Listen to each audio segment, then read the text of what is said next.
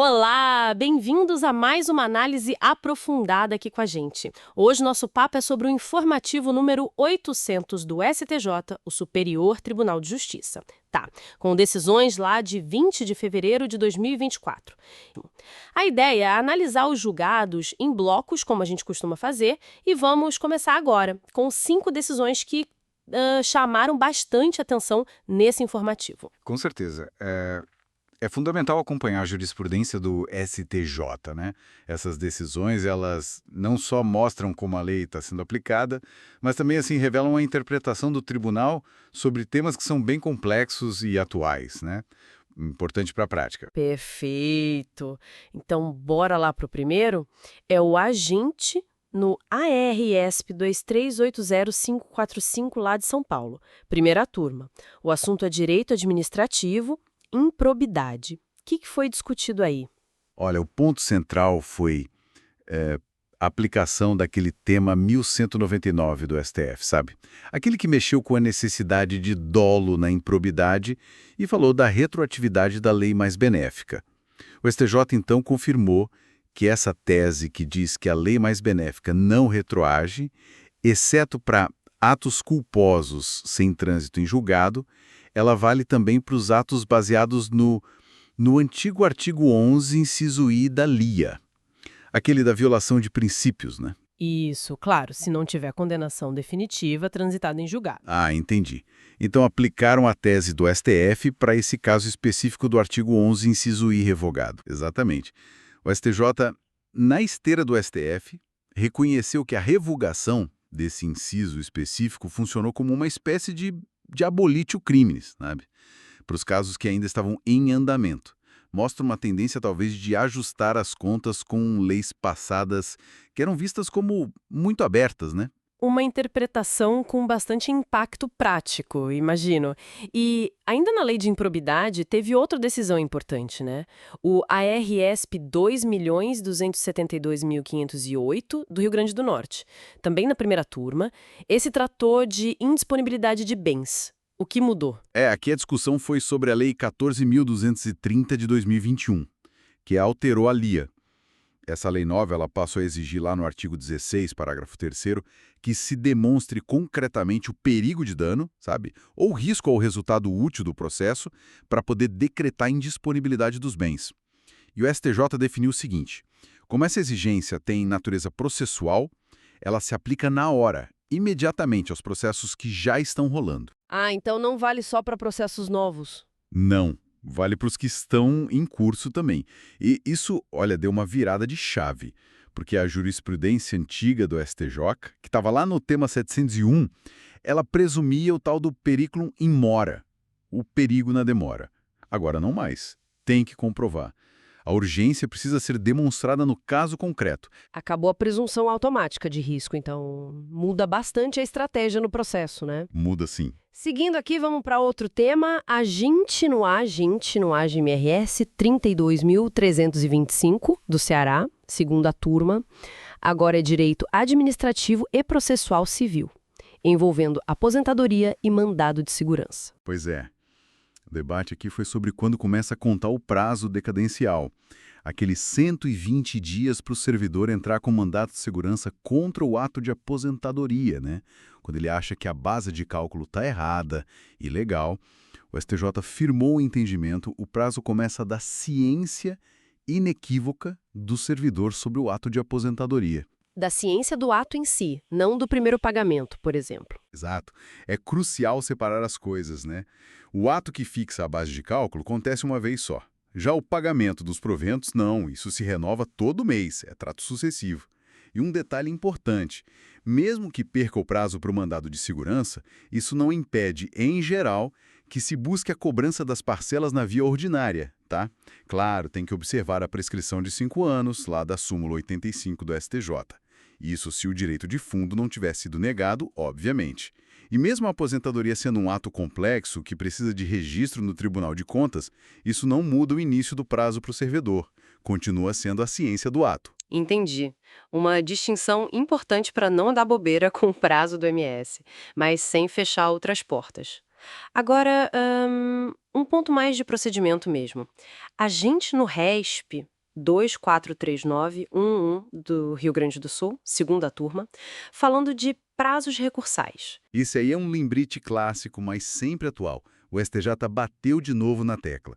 O dia de Corpus Christi é considerado feriado local. O que isso significa?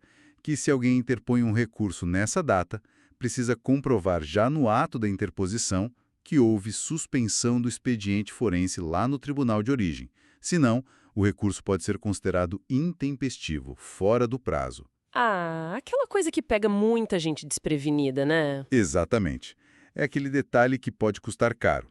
E vale lembrar, né, Corpus Christi, assim como segunda de Carnaval, quarta de cinzas, os dias da Semana Santa, tirando a sexta-feira da Paixão, que é feriado nacional e até dia do servidor público, tudo isso não é feriado nacional por lei federal. Precisa da comprovação local. Ficou alerta. Atenção redobrada nesses feriados não nacionais, então. E para a gente fechar este bloco, vamos ao RESP 2.082.860, também do Rio Grande do Sul, terceira turma, agora é direito civil, bem de família. Uma decisão que talvez surpreenda alguns. Sim, essa é interessante. A terceira turma decidiu que é possível, sim, penhorar o bem de família. Mas, atenção, para pagar uma dívida que foi contraída especificamente para reformar esse mesmo imóvel. Dívida da reforma, não só de construção ou aquisição. Isso. A lei, né, a 8.009, lá no artigo 3º, inciso 2º, ela já tinha uma exceção para impenhorabilidade, falava da dívida de financiamento para construção ou aquisição do imóvel. O que o STJ fez foi estender essa lógica. Entendeu que a dívida feita por uma reforma substancial também entra nessa exceção.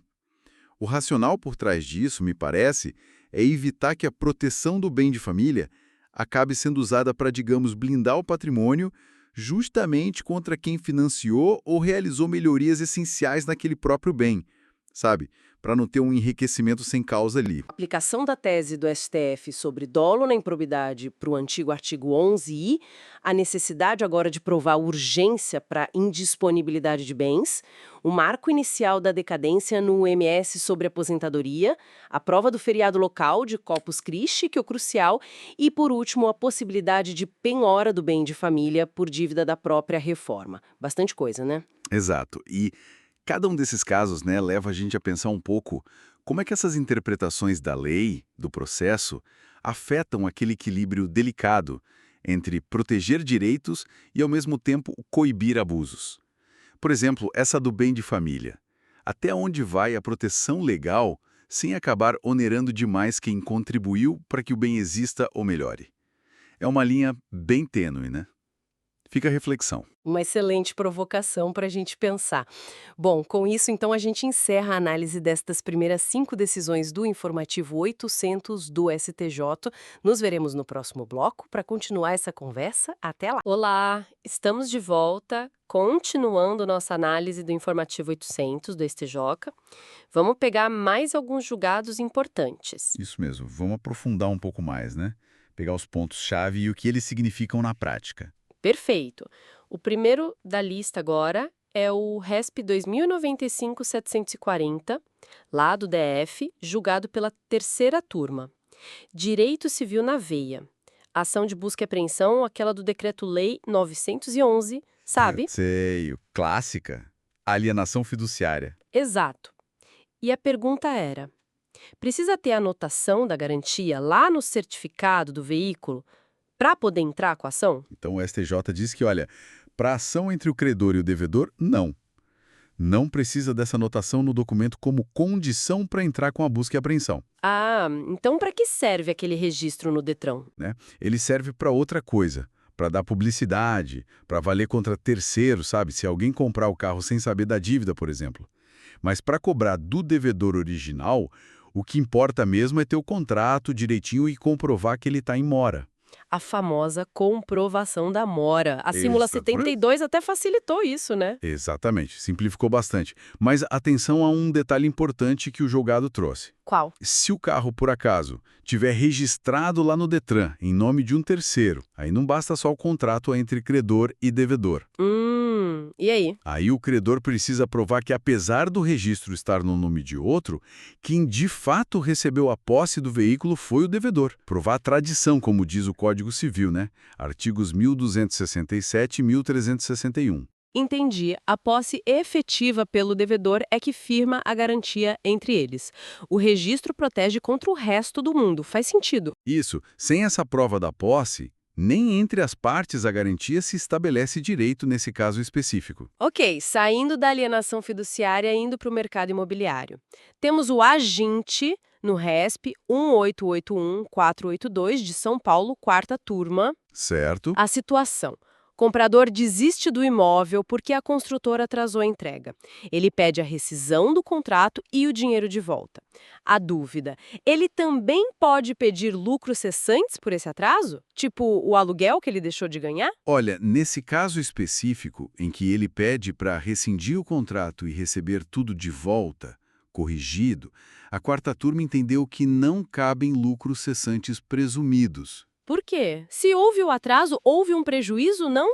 Já cumpre essa função de recompor o patrimônio. Ah, então seria diferente se ele quisesse ficar com o imóvel e só pedir indenização pelo atraso. Precisamente.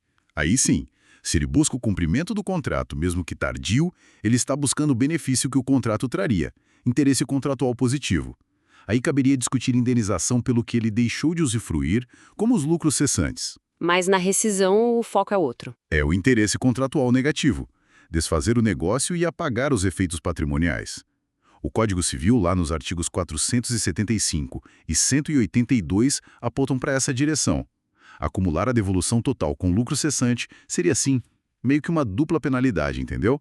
Me desproporcional. Entendi a distinção. É crucial saber o que se está pedindo: desfazer ou cumprir o contrato. Exato. Muda o tipo de reparação cabível. Bom, agora a gente entra num tema bem mais sensível, né? Um processo que correu em segredo de justiça, também na quarta turma. Direito Civil e ECA. Destituição do poder familiar por causa de um grave abuso sexual contra uma criança. É, um tema pesadíssimo. E a decisão foi muito clara. A negligência ou mesmo a omissão dos pais diante de um abuso grave sofrido pelo filho configura sim um motivo para a perda do poder familiar. Forte isso. Qual o fundamento principal? O de sempre desses casos. E o mais importante, princípio da proteção integral e o melhor interesse da criança. Isso está na Constituição, no ECA. A segurança e o bem-estar da criança vêm em primeiro lugar, acima de qualquer outro interesse. E o que aconteceu nesse caso concreto para justificar uma medida tão drástica? Olha, pelo que consta do julgado, as evidências do abuso eram fortes, mas os pais negavam. Pior, a criança demonstrava muito medo, especialmente de um dos genitores. Isso acendeu um alerta enorme no tribunal. Indicando que eles não conseguiam proteger a criança. Exato. Indicou uma incapacidade de garantir a segurança física e principalmente psicológica da criança, um risco real. E, para complicar, parece que não havia outros parentes próximos, a tal da família extensa, que pudessem assumir os cuidados com segurança. Foi uma situação limite, né? Nossa, que situação difícil! Mostra a responsabilidade imensa que é o poder familiar. Com certeza. E a prioridade absoluta da proteção infantil. Para fechar este bloco, vamos para uma questão mais, digamos, matemática, né? Processual Civil Empresarial Bancário, aginte no ARESP 1488-546 de Pernambuco. Uma dívida que era para ser paga com entrega de ações foi convertida em indenização em dinheiro. Como calcular esse valor? Isso, uma situação comum, a obrigação de fazer, entregar as ações, se torna impossível, ou o credor prefere o dinheiro, aí converte em perdas e danos. A questão é, qual o valor usar? O valor da ação lá de trás?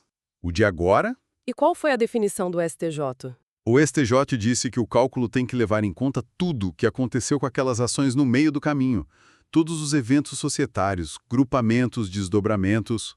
Tipo quando uma ação vira 10 ou quando 10 ações viram uma. Exatamente. Isso tem que ser considerado no período entre a data que as ações deveriam ter sido entregues e a data em que a decisão da conversão em dinheiro transitou em julgado, ou seja, se tornou definitiva.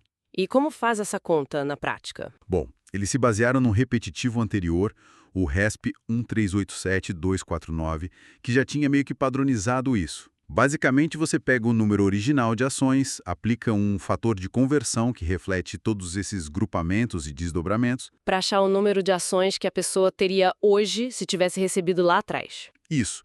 E aí você multiplica esse número ajustado pela cotação da ação na Bolsa de Valores na data do trânsito em julgado da decisão que mandou pagar em dinheiro. Entendi. Para não dar um valor defasado nem para mais nem para menos. Exatamente. Senão poderia gerar um enriquecimento sem causa, né?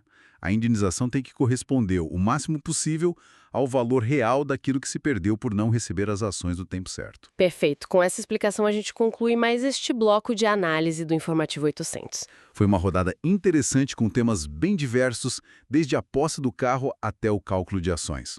E convidamos quem nos ouve a continuar conosco, que ainda tem mais julgado relevante pela frente. Exato. Esperamos que essa conversa tenha sido esclarecedora. Se o conteúdo agregou valor, considere deixar seu like, sua avaliação e, claro, seguir o canal para não perder as próximas análises. A gente se vê no próximo bloco. Olá, pois é, o Informativo 800 do STJ veio mesmo bem robusto, né? Bastante coisa, verdade. Vamos então continuar nossa análise. Temos mais 5 julgados importantes para discutir aqui. Isso.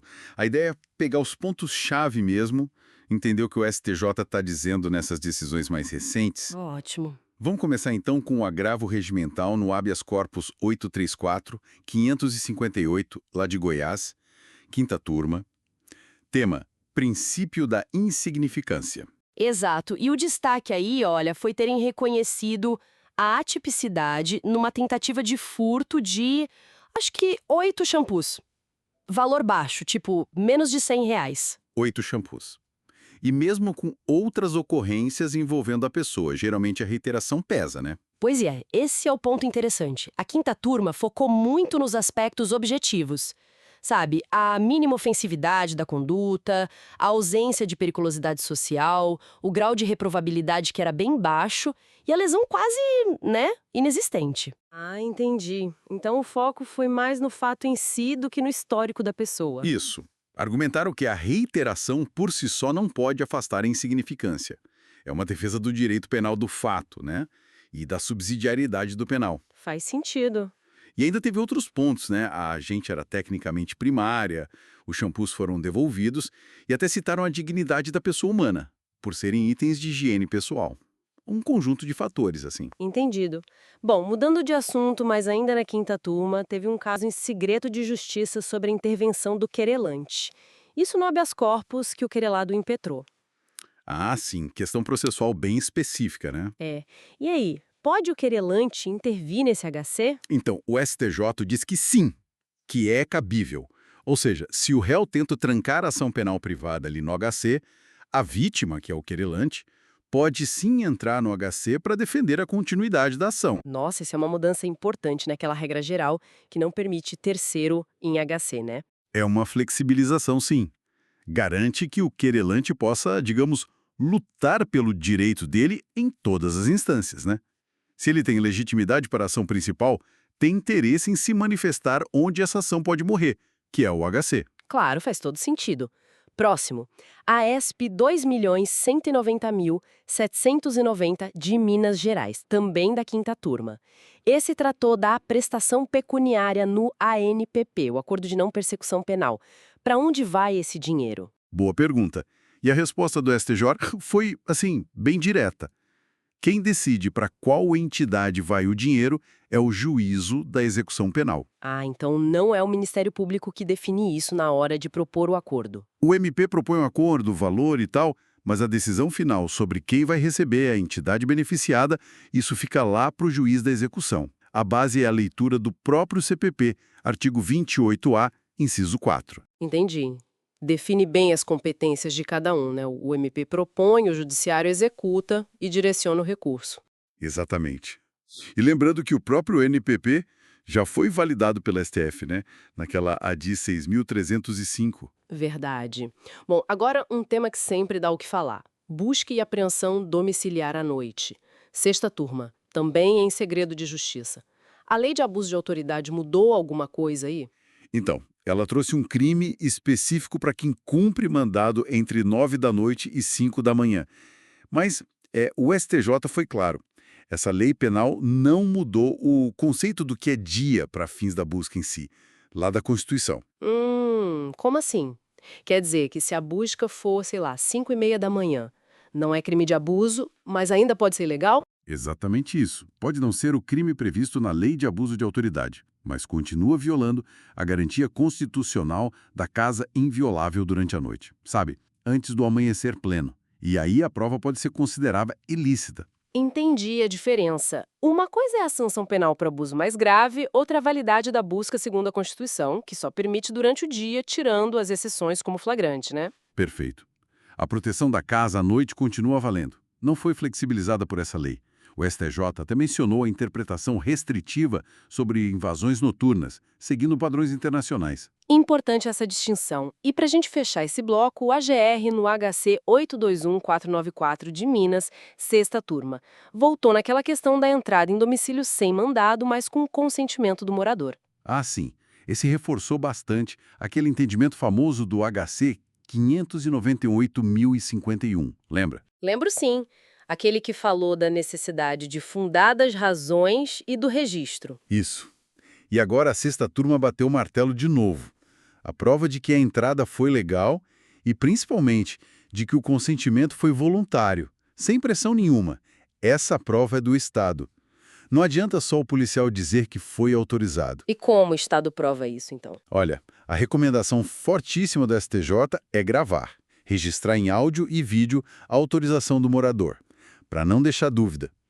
E claro, o consentimento tem que ser livre mesmo, sem coação. No caso concreto, parece que uma denúncia anônima sozinha não bastou, né? Não bastou como fundada razão para entrar sem mandado, e como não provaram o consentimento voluntário de forma robusta, as provas foram anuladas. É um recado claro sobre a proteção do domicílio. Nossa, quanta coisa importante, né? São decisões que mexem muito no dia a dia da justiça criminal. Mexem demais. Impactam a atuação policial, a defesa, a forma como os processos andam. Temas cruciais mesmo. Com certeza. Bom, a gente continua essa conversa em breve. Combinado. Nos veremos no próximo bloco. Curtiu? Deixa o like e inscreva-se. Olá! Chegamos ao nosso último bloco de análise do Informativo 800 do STJ. Vamos direto aos finalmentes, né? Ver os últimos julgados e aqueles temas importantes que foram afetados para repetitivo. O foco é tirar o essencial mesmo. Exato. E olha, para fechar, temos uma mistura boa aqui, hein? Uma questão de execução penal e... 3 temas bem quentes afetados: civil, tributário e processual civil. Todos com potencial de mexer bastante nas coisas. Legal. Então, começando pela sexta turma, agravo regimental no conflito de competência 199-369, lá do Pará. A história era sobre um preso ficar ou não num presídio federal de segurança máxima. A grande dúvida era: o juiz federal que cuida do presídio pode ficar questionando os motivos do juiz estadual para manter o preso lá? Bom, vamos desmembrar isso. Pois é. E o que eu acho fascinante aqui é como o STJ separou bem as coisas, sabe? A decisão foi clara. Não, o juiz federal não tem que rediscutir o mérito, o porquê da decisão do juiz estadual. Ah, então a função dele é mais burocrática. Isso, tipo assim, a análise federal, pela lei lá de 2008, fica só na parte formal. Vê se o pedido está certinho, se os requisitos da lei foram cumpridos, mas sem entrar na substância, no motivo real que levou o Estado a pedir a permanência. Mas assim, na prática, será que isso não pode deixar passar alguma coisa importante que o juiz federal percebeu ali no dia a dia do presídio? É um ponto válido, sim. Mas a lógica do STJ, né, é reforçar a autoridade do juízo que acompanha o caso desde o início, que conhece a situação do preso, a realidade local. A jurisprudência que eles citaram até diz, olha, para prorrogar estadia, só precisa mostrar que os motivos originais ainda valem. Não precisa nem de fato novo, tá? Entendi. É uma questão de respeitar a competência de cada um, né? Exato. Cada um no seu quadrado. Faz sentido. E essa busca por clareza, por definir bem as regras, leva a gente direto para os temas que o STJ separou para uniformizar, certo? Começando com direito civil, o tema 1230. Isso mesmo. Foi afetado com base em vários recursos, tipo o RESP 1.894.973. A briga aqui é sobre aquela exceção da impenhorabilidade do salário, sabe? O artigo 833, parágrafo 2º do CPC. Sei, a parte que permite penhorar em alguns casos. Exato. Mas aqui o foco é para dívida que não é alimentar. Dívida comum, tipo empréstimo, cartão. A pergunta é, até onde pode ir essa penhora? Especialmente para quem ganha menos de 50 salários mínimos. Aqui o negócio fica realmente interessante, porque isso mexe direto na vida financeira das pessoas e, claro, na capacidade de cobrar dívidas. O que o STJ quer definir, assim, preto no branco? Olha, se a gente conectar isso com o cenário geral, o tribunal quer um critério mais... Objetivo, né? A lei fala em penhora para alimentos e para o que exceder 50 salários mínimos. A grande dúvida é, e abaixo disso? Pode penhorar alguma coisa para dívida comum ou não pode nada? Entendi. É tipo, esse limite de 50 salários é uma barreira total para dívida comum ou dá para relativizar? Precisamente. A definição disso vai, assim, impactar muito as execuções. Pode mudar a forma como os credores agem, talvez forçar mais negociação antes de ir para a penhora, proteger mais quem ganha menos. Vai dar o que falar. Imagina. Saindo do cível e indo para o tributário. Outro tema afetado para buscar uniformidade, né? Baseado em recursos como o ERESP 1.959.571-RS. Envolve PIS, COFINS e ICMS-ST. Parece complicado. Qual é a essência da coisa? É técnico, sim, mas a ideia central é sobre crédito de PIS/COFINS. Pensa no ICMS-ST, aquele imposto que uma empresa lá no início da cadeia paga por todo mundo, né? Sim, a substituição tributária. Isso.